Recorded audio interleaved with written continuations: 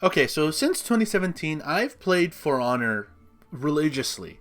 And it's honestly one of my favorite games, despite all of its balancing issues, despite, unfortunately, like long queue times sometimes, and stuff like that. But I not only find it really interesting and fun for the actual gameplay, the sword fighting and all that. That's great, obviously, but I generally am interested in medieval or like early modern history, or both, I guess. So I really like that this game really takes from different eras in history and kind of puts it there with a little bit of a liberal spin on things. You know what I mean? I don't mean liberal in like the political sense, but I mean like in the sense of some creative liberties. So it's a real nice mix of like fiction and actual history kind of put together in a really, really nice package. So I figured, why not, take every hero and discuss the real history and the real culture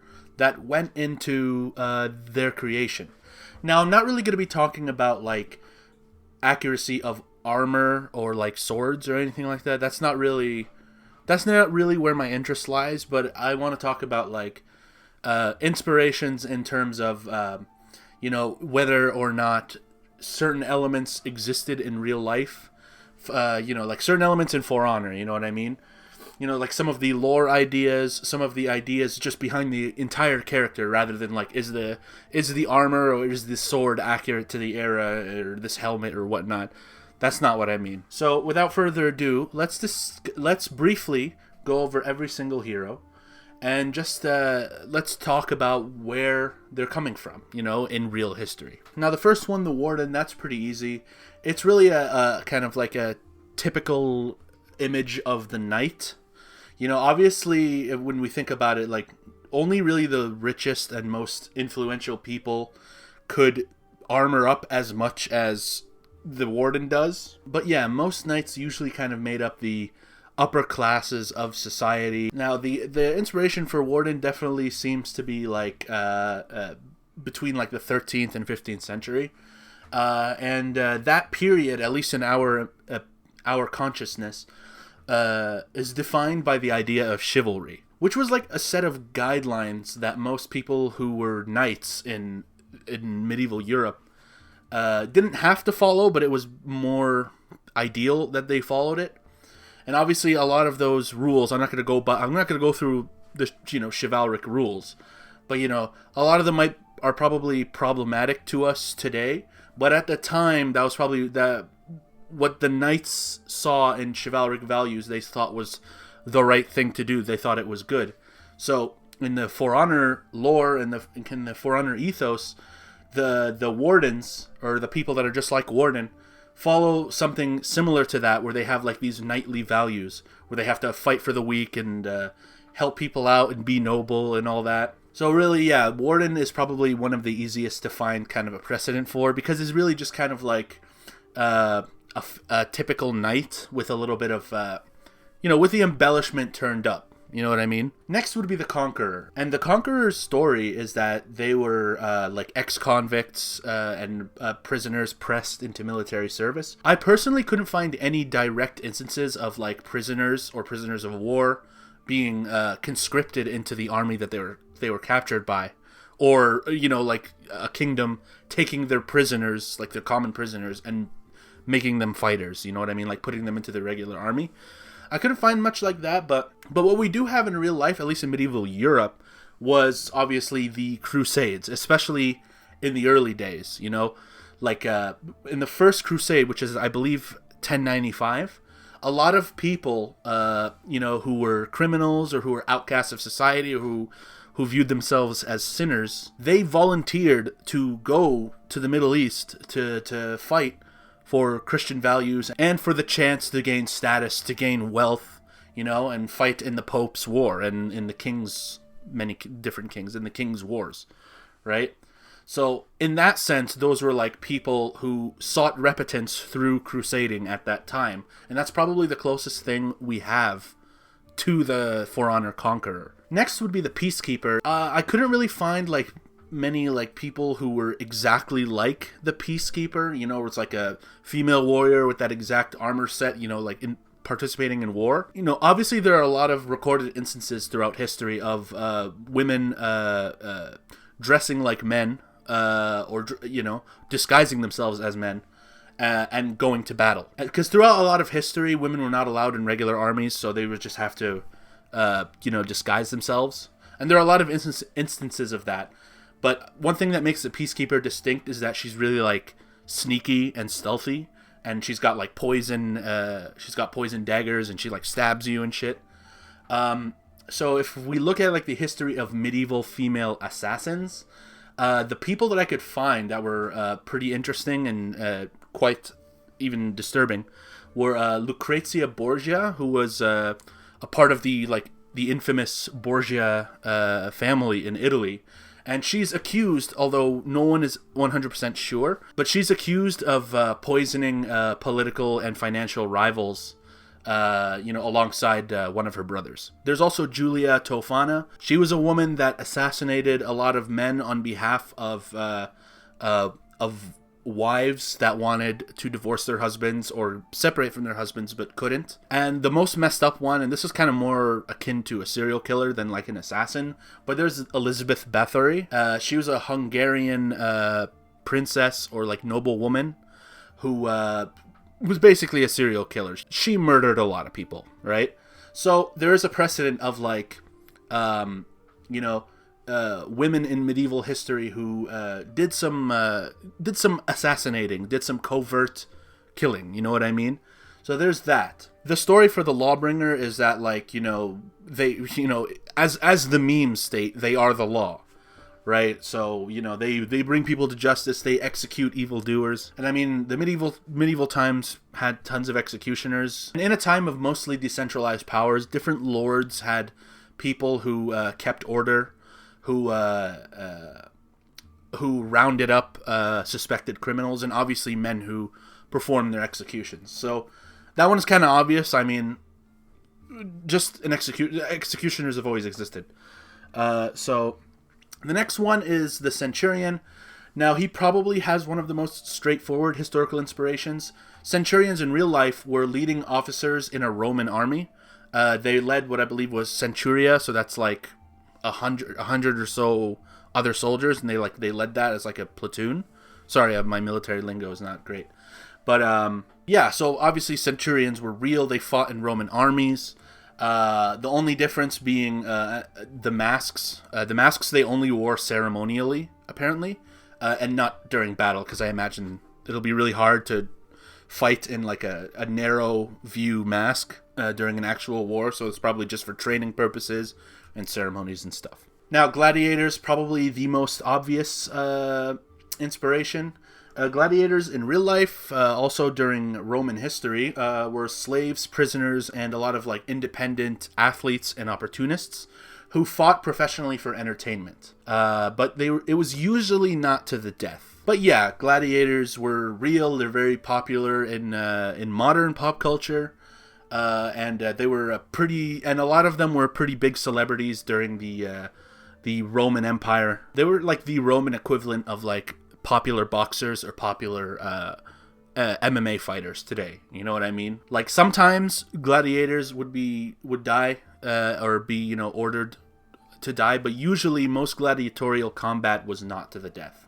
A lot like modern combat sports. It's pretty brutal, but they're not trying to kill each other. They're just trying to win. And I guess there's a distinction. In the For Honor world, Blackfriars are kind of like from a secretive order, and they're not like beholden to the knightly values that, for example, wardens are held to.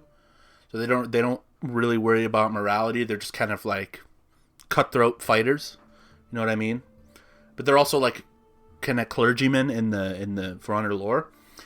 I couldn't really find anything that was exactly like the Blackfriars, but generally, I mean, you can interpret Blackfriars as just any medieval European warrior that wasn't bound by the code of chivalry. So basically anyone who does fighting but is not a knight. So it could really encompass a foot soldier, some cutthroat bandits, or clergymen who decided to fight, or like, the archers in the medieval armies who weren't knights. So, I mean, this is how I interpret it, but I couldn't really find any, like, specific order that was exactly like the Black Prior. There were, like, knightly orders, like the Templars and the Hospitallers, but I think even most of those guys were actual knights as well. So it's not really a one-for-one comparison, so I just view Black Prior as, like, anyone who's just, you know, a cold killer, you know, without having to worry about chivalry and shit. Next is the Warmonger, and so the in-game character is steeped in a lot of, like, mysticism and fiction and in-game lore, but with the name Warmonger, it might be a reflection of queens in medieval history, and a few reports and studies today have concluded that queens were actually more likely to wage war than kings. Now, take that with a grain of salt, because there's obviously a lot smaller of a sample size of queens than there were kings, you know, because of human history and sexism and stuff. But, like, I guess that's, like, it's also a fascinating fact because we have this entrenched view, which even today isn't 100% gone, of, like, you know, women having this, like, natural, like, maternalistic thing where, like, if a woman is in charge, it's automatically going to be, like, more calm, more civil. And I think it's interesting that so many medieval and even later, after the medieval times, queens waged so much war really kind of puts a nail in that idea. It's like, are you sure? Like, in the end, leaders and heads of states are heads of state, you know, regardless of their gender. And heads of state like to wage war. And since the warmonger in this game is gender-locked as female, I like to see this character as kind of a reflection of that oft-forgotten reality of, like, historical leadership. And the character, the warmonger, is kind of like the spirit of Apollyon from the story, who was also a female leader who was really brutal and wanted to do war all the time. I guess, like, I like to see the warmonger as kind of a reflection of that history, and I think it's actually really interesting. Now, the Griffin is mostly just an upgraded lawbringer. Like, it's like the interest for the Griffin is mostly in his actual character rather than the history or the armor or anything like that. But I mean, there is a precedent because Griffin is like a polyglot, so he speaks like a lot of different languages. He takes things from a bunch of different cultures, because in the story he traveled everywhere. So there's obviously a precedent for this in real medieval history because of, you know, the legacy of mercenaryism in medieval warfare and early medieval warfare, and just, I guess, most of history. You know, like, if we look at medieval times, you look at, like, Scandinavian warriors, you know, Vikings, who were hired by tons of different, you know, medieval European kingdoms to fight in their battles. So obviously, you know, you can imagine a seasoned Scandinavian warrior knows Norse languages and also knows the particular European language that is involved with him. So, like, you know, possibly, you know, French or Greek if they're in the Byzantine Varangian Guard, stuff like that. Now, on to the samurai. So the kensei is pretty obvious. That's mostly just a traditional historical samurai. They were usually, in real life, they're usually pretty well off. They're, you know, owners and lords of lands. So, you know, they, just like the kensei, a lot of them might have been, at least proper samurai, were probably older. And of course, throughout a lot of Japanese history, through their different dynasties, samurai usually kind of made up the top of society. So they were very well respected. But yeah, kind of like the vibe the kensei gives off. Next would be the Nobushi, one of my favorites. Nobushi have their origins in the Onna Bugeisha. They were, in Japanese history, they were noble women who were taught to defend themselves. So even though women mostly couldn't be samurai and they weren't allowed into regular armies, a good amount of women, at least well-off women, were taught to fight in the case of their towns and villages being attacked. So you can imagine, you know, if you live in a place that's kind of far off, if there are noble women present, they might be able to fight, right? And most of these women, even though the naginata was was considered a unisex weapon, it was more popular among female fighters because it bridged the gap in physical size and strength differences. Next would be the shugoki. Pretty straightforward. Shugokis are most inspired by sumo. Pretty well respected in Japan. It's a very old, venerated sport in Japan. It has a long history. Now, the orochi, technically, I feel like they're closer to historical ninjas because a lot of real, like, shinobis used katanas, right? And they probably dressed a little more discreetly than, and you know, with armor and stuff, rather than the way we tend to view them in pop culture. The shinobi would probably actually be closer to the fictionalized ninjas that we've kind of created in the modern day. It isn't to say that maybe some shinobi didn't dress like that or, like, have that vibe. But, yeah, shinobi is more of, like, a celebration of, like, the hyper-fictionalized ninja that you might see in Naruto or that you might see in, like, a cartoon, right? A family-friendly karate show or something like that. The Aramusha is also inspired in look by pop culture, definitely. You know, with Chambara, samurai cinema, samurai anime, kind of definitely inspire the look of the Aramusha. But there were actual real samurais, a lot like the Aramusha, without lords or lands, who just kind of either joined criminal brigands or became wanderers, or put their skills up for hire because they really had nowhere to go and they weren't, you know, this depends on the era in Japanese history. If we're going a little later, closer to the modern era, that's where samurais start to become, I guess, less respected and kind of being phased out of mainstream Japanese life. And there's also, I guess, like the when you think about it, the Tokugawa shogunate had like 300 years of peace, so the samurai didn't have much to do. So there's probably just a lot of instances of samurai with nothing really to look forward to or nothing to fight for, who just kind of went their own way, you know, for better or for worse. Now the Hitokiri, they're in the story, they're executioners as well. They may be based on the Yamabuchi, who were like ascetic Buddhist hermits who lived on and around mountains. They were like isolated from society. They were very spiritual. So that's kind of the vibe that the Hitokiri gives off.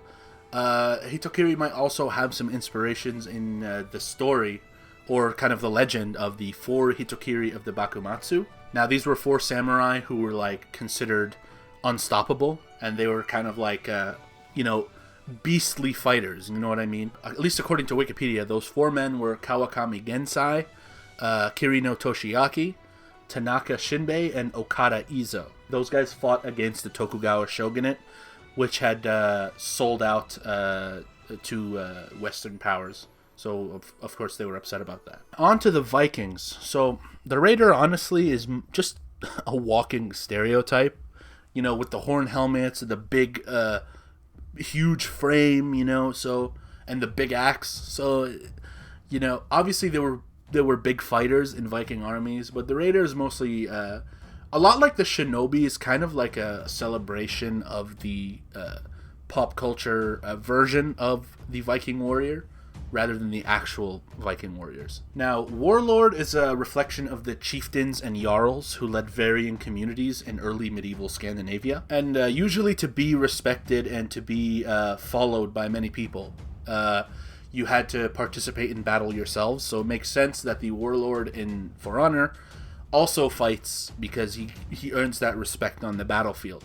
So obviously a lot, especially in early medieval Scandinavia, a lot of community leaders and you know, jarls of towns, they went to battle themselves. They were on the front lines. Now the Berserker is based on the semi-mythical and, you know, semi-historical idea of the Berserker warriors who during Viking raids supposedly charge into battle with like animalistic fury. You know what I mean? So, you know, people at the time, you know, like if you were an enemy of the Vikings, you probably would have described it as like being possessed by the devil or something. if you were part of the Viking army, you might have interpreted it as like getting the support of the gods. You know what I mean? There are historians who believe that a lot of these like berserker rampages were also aided by drugs. I believe like certain kinds of mushrooms. So that's kind of where like the idea of the berserker comes from. Now the Valkyrie is this one is more myth. It's based on the Norse Norse pagan myth of female spirits who took warriors to Valhalla. So during battles, they would choose, when a battle was raging on, they would choose who lived and who died during battle, and they would take, some people to Valhalla. And that's really where the idea of the Valkyrie comes from. So Valkyrie is like a actual battlefield manifestation of that in the For Honor story. So like in the For Honor story, Valkyries are actually on the battlefield fighting, while in like real life, the warriors don't see them, but they're above them, picking and choosing who they want to take to Valhalla. And that's pretty cool. Now we have the Highlander. It's pretty self-explanatory what it's based on. But, it's mostly a stereotype of like a burly, physically imposing Scottish Highlander. But I believe they've also drawn some comparisons or inspirations from like the Gallo Glass, which were actually in Ireland. And they were like warriors with Norse and Gaelic or Irish origins. They were like, part Norse, part Gaelic. The ultimate result of the many interactions between people in Ireland and the Viking invaders that came before. So you get these people that are kind of have a foot in both camps, and that makes them more sturdy. That makes them fearsome because they kind of have the martial culture of both countries, of both cultures, of Gaelic Irish culture and of Norse culture. Although with the Highlander, with his kilt, he's clearly meant to be like, and obviously the name, he's clearly meant to be Scottish, but I guess just across the sea, there's some inspiration for the Highlander, and I think that's really cool. Shaman is also a bit of a stereotype. She's kind of representative of how a lot of people view Norse pagan zealotry, while the character also embraces the ideas of savagery that most societies viewed Vikings with. Now, this isn't to say that like crazy people didn't exist in Norse societies. I mean, they had a reputation. Their religion was very different, and especially during battles, they were very brutal, and they were very distinct in the way they fought and the way they intimidated their enemy. But obviously, it's a little bit of to say like this is representative of every person who lived in medieval Scandinavia is disingenuous, and I don't think anyone's really saying that. It's mostly like, if you imagine, just imagine like the craziest possible Viking that you can, and Shaman is one of the ones that comes out. Now, the Jormungandr, I couldn't find much precedent for actual warriors that were like them, but in the story, the Jormungandrs venerate the world serpent, which in Norse mythology is a giant snake that fights Thor, and they believe that the snake had already won, so they wield an axe to represent Thor's defeat. And it's speculated that Jormungandrs in the story have a skin condition similar to ichthyosis. I'm sorry if I said that wrong, but it's like a skin condition that makes skin dry and scaly. So in the For Honor universe, Norsemen and women who suffer this disease might actually look up to the scaly world serpent for inspiration. All right, the final faction is the Wulin. So starting off with Tiandi. Based on kind of the way he looks and his armor, they seem to be inspired by the Sui dynasty, warriors and soldiers. Sui dynasty was a Chinese dynasty from around 581 to 618 CE, Common Era. And his particular martial arts style, I read, is based off of the Changguan style, and that's a form of martial arts popularized in northern China. Zhang Jun is based on Guan Yu, and he was a legendary Chinese general in the late Eastern Han Dynasty. He's like, I think the character closest to an actual person, while like most of the rest of the characters that we have, that I've mentioned before, are kind of like general ideas of people that may have existed or stereotypes of people. Zhang Jun is pretty straightforward. It's like, And other games have obviously adapted this, but yeah, it's Guan Yu, you know? Now, next is the Nuxia. Well, most Chinese dynasties were pretty socially conservative, so women usually weren't allowed to be part of armies formally. But because the history of Imperial China is full of so much conflict and factionalism and like splitting and then re-getting back together, that provided a lot of opportunities for women to either lead armies or actually be part of fighting. The Nuxia, while I couldn't really find any like soldier that had like hook blades and ran like she did, Nuxia definitely has precedent in the various female warriors in Chinese history, the most popular being Lin Xinyang, Princess Pingyang, Junguan, and the famous Hua Mulan, who was adopted in recent decades into Disney movies, who's pretty popular in our pop culture consciousness now. Shaolin, this is pretty straightforward. It's based on the Shaolin monks.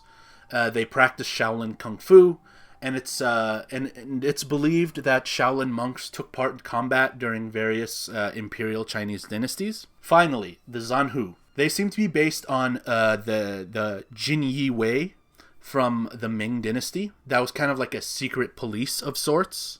You know, so they answered directly to the emperor. They kind of did the emperor's bidding. You know, they suppressed opposition. They made sure there was no rebellions brewing, and they made sure that, you know, everything was going the emperor's way. That's kind of how it was. It's very similar to a modern secret service or a modern secret police in a modern country. And they're believed to have been handpicked either from childhood or from within the army of like particularly skilled or loyal soldiers in the Ming military. So that's really where the Zanhu comes from, you know? Well, that's all the characters in For Honor as of the day of this recording. Thank you so much for watching this if you made it all the way through. Thank you for allowing me to just kind of be a nerd and discuss all these different historical actors and ideas. And I hope you enjoyed the video. And hopefully I will see you soon on the next one. Everyone have a great day and take care.